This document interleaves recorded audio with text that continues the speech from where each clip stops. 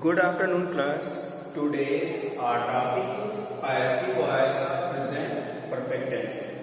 So, we shall learn how to change the present perfect tense into passive voice. So, first of all, we come to the recognition. यानी कि सबसे पहले क्या होता है, हम आते हैं इसको पहचानेंगे कैसे कि प्रेजेंट परफेक्ट टेंस की पहचान क्या होती है. तो कैसे होती है? इनएक्टिव वॉइस, यानी जो सेंटेंस दिया होता है, दिए गए सेंटेंस में क्या होगा, अगर हैज या हैव हो प्लस साथ में वर्ब की थर्ड फॉर्म का यूज किया गया तो टेंस कौन सा होता है? Present perfect tense. तो प्रेजेंट परफेक्ट टेंस की पहचान क्या होगी? अगर दिए गए सेंटेंसेस में हेल्पिंग वर्ब हैज या तो हैव का यूज किया गया हो और साथ में वर्ब की थर्ड फॉर्म हो तो प्रेजेंट परफेक्ट टेंस होता है. और जब हम प्रेजेंट परफेक्ट टेंस को पैसिव वॉइस में कन्वर्ट करते हैं तो उसमें हेल्पिंग वर्ब यूज होती है हैज बीन और हैव बीन. यानी कि अगर सब्जेक्ट सिंगुलर होगा तो हैज बीन का यूज करते हैं और प्लूरल होता है तो हैव बीन का, और वर्ब की थर्ड फॉर्म तो दिया ही रहता है, वही थर्ड फॉर्म इसमें यूज हो जाती है. उसका जो वर्ड ऑर्डर होता है, सब्जेक्ट होता है, यानी कि जो फॉर्मेट होता है क्या होता है, सबसे पहले यूज करते हैं सब्जेक्ट. सब्जेक्ट अगर सिंगुलर होगा तो हैज, प्लूरल होगा तो हैव, उसके साथ में बीन का यूज करेंगे. फिर जो वर्ब की थर्ड फॉर्म सेंटेंस में दी होती है उसको यूज करेंगे. उसके बाद बाय, फिर ऑब्जेक्ट. जैसे भी एग्जांपल देखते हैं, इसे कहा जाए सी has cooked the food. She has cooked the food. You know, passive voice में चेंज कैसे किया जाता है बताया गया आपको. जो ऑब्जेक्ट होता है उसको सब्जेक्ट बना देते हैं और सब्जेक्ट को ऑब्जेक्ट. तो इस सेंटेंस में आगे क्या है? The food. तो द फूड को सब्जेक्ट बना देंगे द फूड. अब ये सब्जेक्ट बना द फूड, ये क्या है? सिंगुलर है. मैंने बताया सब्जेक्ट यूज किया. सब्जेक्ट का क्या आपको यूज करना? हैज या हैव. तो सब्जेक्ट सिंगुलर होता है, क्या बताते हैं? हैज. हो जाएगा द फूड हैज, फिर इसके साथ यूज करेंगे बी. वर्ब की थर्ड फॉर्म दिया ही रहता है, आपको वही यूज करना है. कुक्ड दिया है, थर्ड फॉर्म वही रहेगा कुक्ड. फिर यूज करना है बाय, फिर सी का ऑब्जेक्ट हर. सेंटेंस क्या बना पैसिव वॉइस में? The food has been cooked by her. यह अक्सर से देखते हैं you have completed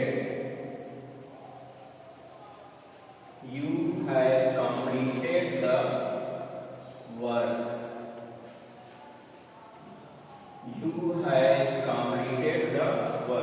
In this sentence object क्या है? The verb. तो ऑब्जेक्ट को हम सर्व बनाएंगे तो सर्व क्या बन जाएगा? The verb. सिंपल सी बात है, जो आपको एक फॉर्मेट दिया गया है उसी को आप फॉलो करें. इसे आपने सर्व क्या बना दिया? The verb. सबमिट हो गया. उसके बाद दो ऑप्शन है, या तो हैज या तो हैव का. डिपेंड क्या करेगा कि अगर सब्जेक्ट क्या होगा? प्लूरल होगा तब तो हम हैव यूज करेंगे, सिंगुलर होगा तो हैज. तो यहाँ पे द वर्ब क्या है? सिंगुलर है. क्या हो जाएगा इसके साथ? हैज. The verb has.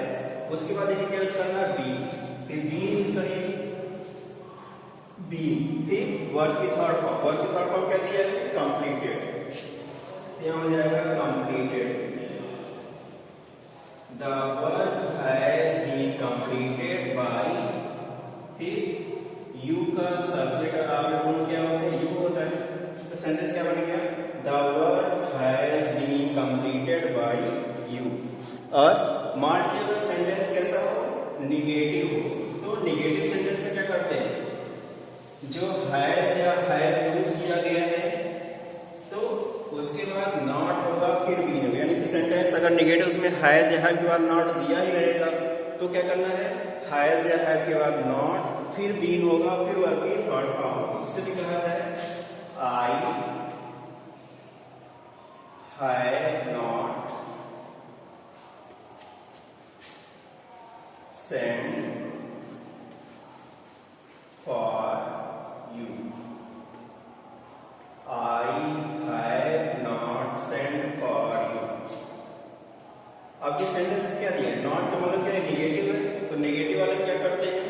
सब कुछ वैसे करना, केवल हैज नॉट से हैव नॉट होता है, उसके बाद नॉट लगाना है, फिर बीन का यूज करना है। बाकी सारे रूल्स वही, जैसे यू ऑब्जेक्ट है तो यू को सभी बना देंगे यू। अब यू के साथ क्या यूज करते हैं, हैज या है, तो यू क्या है, it's a plural noun, plural pronoun, यानी कि प्लूरल है। प्लूरल में क्या यूज करते हैं, है। क्या होगा यहाँ पे, यू के साथ है, यू हैव नॉट बीन। उसके बाद वर्ब लिखा है सेंड फॉर, वही रहेगा सेंड फॉर बाय। आई को चेंज करेंगे, ऑब्जेक्ट हो जाएगा me. You have not been sent for me. या दूसरा से है she has not eaten the food. She has not eaten the food. Object है the food, तो उसको बना देंगे सब्जेक्ट। the food सिंगुलर है तो has not तो लगा ही है, वही रहेगा has not। आपको been और जोड़ना, has not been। फिर eat, थर्ड फॉर्म दिया है, eaten वर्ब भी वही रहेगा। The food has not been eaten by, C का ऑब्जेक्ट बन जाएगा her। सेंटेंस हुआ The food has not been eaten by her। Next बात करते हैं इंट्रोगेटिव सेंटेंसेस की। अगर सेंटेंस इंट्रोगेटिव होता है तो उसमें क्या होगा, इंट्रोगेटिव सेंटेंस अगर ऐसा नो टाइप होगा, यानी किसी हेल्पिंग वर्ड से शुरू होगा, तो पैसिव वॉइस में भी हेल्पिंग वर्ब का यूज पहले करें। जैसे कहा जाए has the boy finished, has the boy finished the exercise,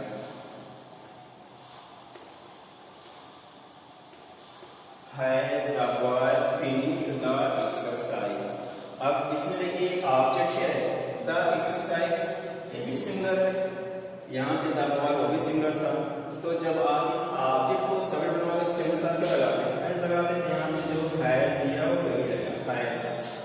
फिर ऑब्जेक्ट को बना देंगे सब्जेक्ट, हैज द एक्सरसाइज। इसके साथ आपको बीन और जोड़ना होता है,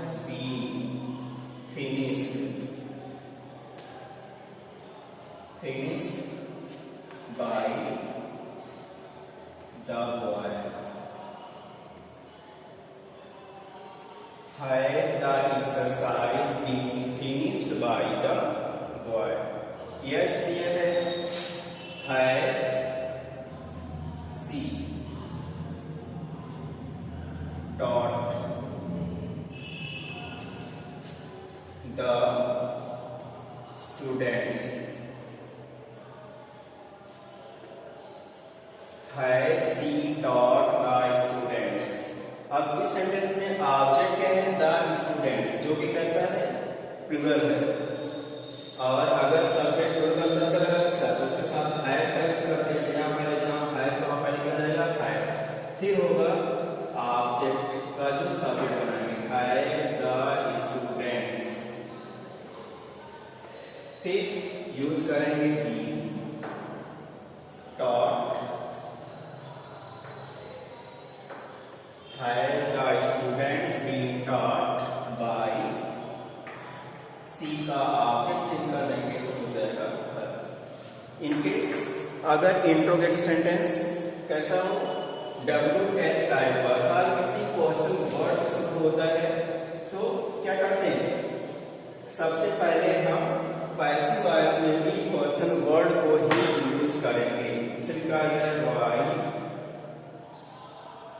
why has the policeman, why has the policeman arrested him। Why has the policeman arrested him?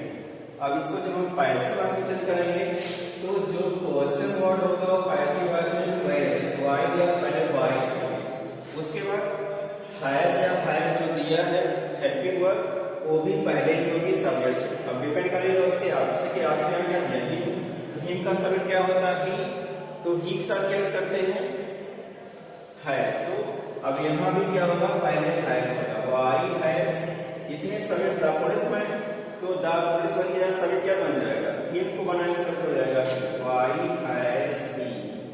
इसके साथ आपको बीन और यूज करना है been arrested, arrested by the policeman।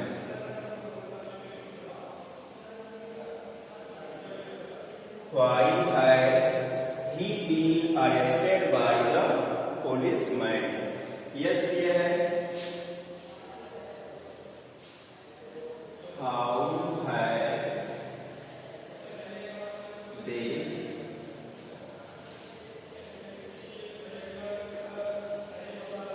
written the story?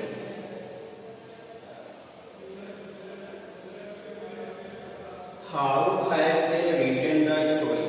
अब इसमें क्वेश्चन वर्ड क्या है हाउ, तो सबसे पहले पैसिव वॉइस में हम क्या करेंगे हाउ क्वेश्चन वर्ड, उसके बाद हैव या हैज में सब यहाँ पे देखिए आपने क्या द स्टोरी ये सिंगुलर है तो सिंगल साथ क्या लगाते हैं हैज, तो जहाँ पे हैव यहाँ क्या हो जाएगा has, why has the story जो आगे टाइम बन जाएगा subject, why how has the story been written by they का ऑब्जेक्ट हो जाएगा them। तो ध्यान रखिएगा जो बीन यूज करते हैं ये बीन हमेशा क्या होती है जो वर्ब की थर्ड फॉर्म होती है हमेशा उसके पहले होती है, यानी कि इंट्रोडक्शन सेंटेंस में से हैज या हैव होगा वो सब्जेक्ट से पहले होता है, लेकिन जो बीन होगा वो वर्ब से पहले होगी, वो हैज या हैव के साथ हमेशा आगे नहीं आएगी। ठीक है, जब भी बीन यूज करेंगे तो जो थर्ड फॉर्म यूज हो रही है उसके पहले बीन होगी फिर थर्ड फॉर्म होगी।